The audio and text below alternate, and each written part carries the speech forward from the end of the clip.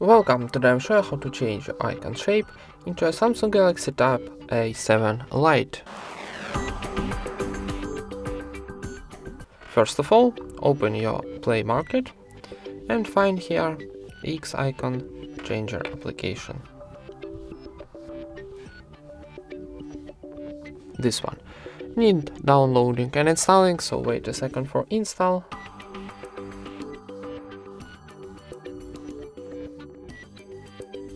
And now tap open.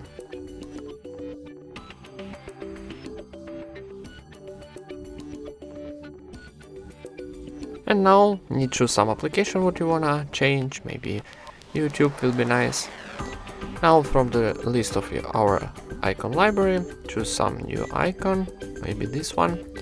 Okay, and for save this icon for YouTube, need tap OK button in the top right corner. And wait a second for generating of new icon. Then need close ads, maybe a few times because it's free application.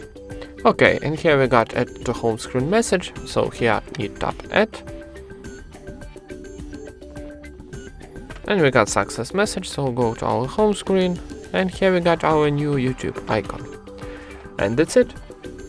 Thank you for watching, leave thumbs up and subscribe to our channel.